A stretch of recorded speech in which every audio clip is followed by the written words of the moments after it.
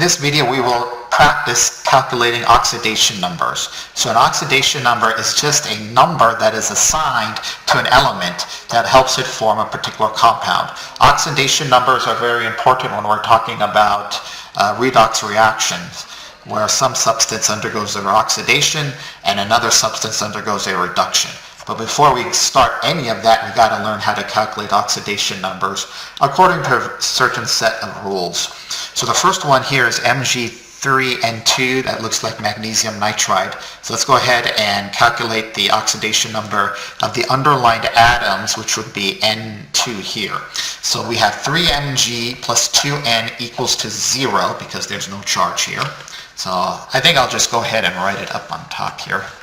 So for Mg3N2, all right, we have 3Mg plus 2N, and it's 0. They want us to calculate the oxidation number of N for nitrogen. So magnesium is group 2 in the periodic table. So group 2 in the periodic table is going to be plus 2. We got 3 of those. Nitrogen is what we're trying to find. So 3Mg at plus 2, remember this is at group 2, so group 2 is plus 2. Plus 2 nitrogens is equal to 0. 6 plus 2N is equal to 0. This just becomes math now. And so 2N is equal to minus 6. Nitrogen is going to equal to minus 6 divided by 2, which is minus 3. It's very important that you put minuses or pluses whenever possible. So the oxidation state of nitrogen in order to form magnesium nitride is minus 3. Not 3, okay, it's just minus 3. All right, how about part B here?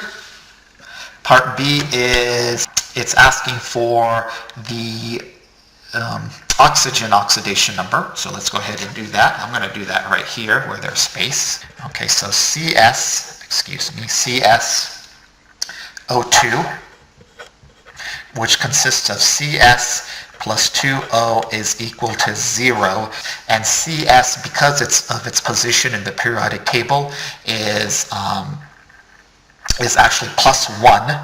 So we have plus 1 plus 2O is equal to 0, and so we have 2O is equal to minus 1. So oxygen is minus 1/2. So in this particular problem, in cesium oxide, the oxygen is not minus 2. This is one of those rare cases, but it's actually minus 1/2. And yes, you can have fractions. All right, how about part C, CaC2? CaC2. So that is Ca plus 2C is equal to 0 because I don't see any charges here. We are asked to find carbon. Calcium is in group 2 of the periodic table. Group 2 gets a plus 2.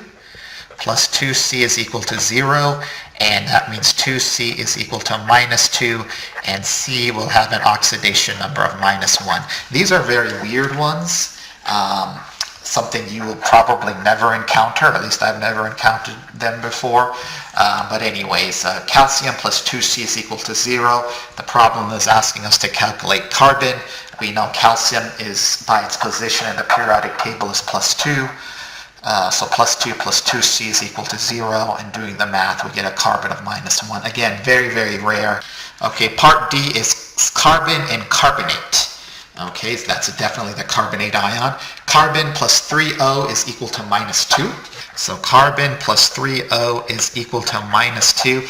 This is where you're going to use oxygen is minus 2, 99% of the time, because we're asked to find carbon. So oxygen is minus 2, but we got 3 of those. So it's going to be C minus 6 is equal to minus 2. And this is probably more along normal chemistry. Carbon is plus 4. So carbon plus 4, oxygen minus 2. Okay, let's go on to part E here. To me, C2O4, we're looking for carbon, and that looks to be some chromate or dichromate. Anyway, C2O4 minus 2. So 2C plus 4O has to equal to minus 2. All right, C2O4 minus 2, we got to find the oxidation number for carbon. So we got 2C plus 4 oxygen is minus 2.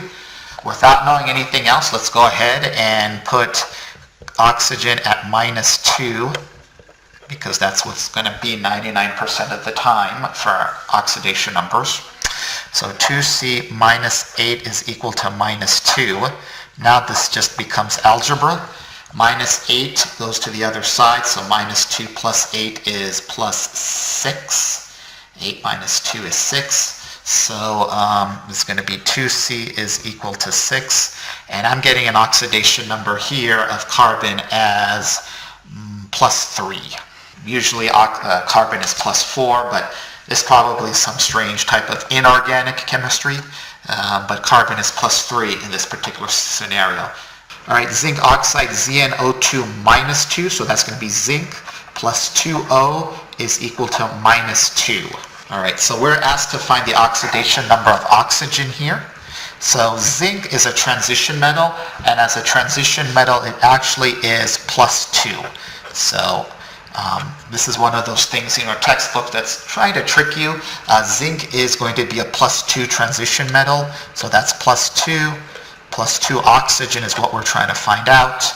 And so this is going to be 2O is equal to, if I move the +2 to the other side, it becomes -2 with a -2, which is -4.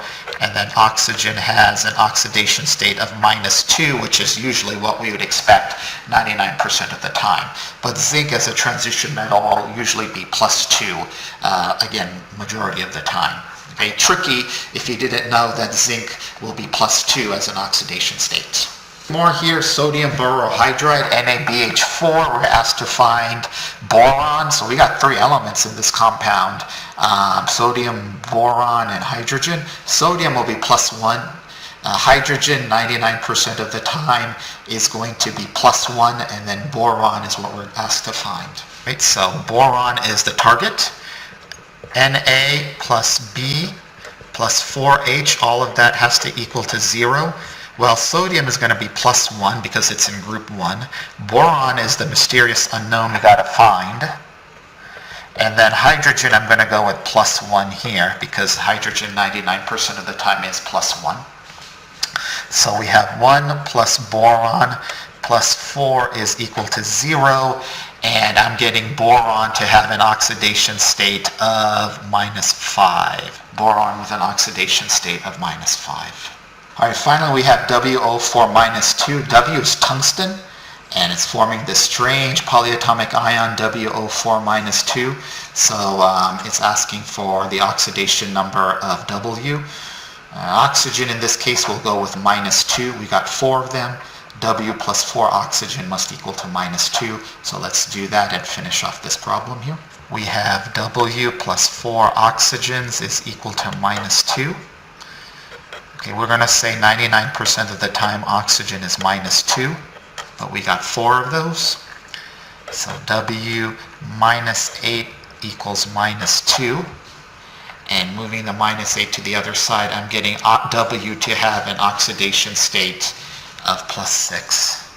Oxidation number of the element tungsten, W, in WO4 minus 2 takes on the oxidation number of +6.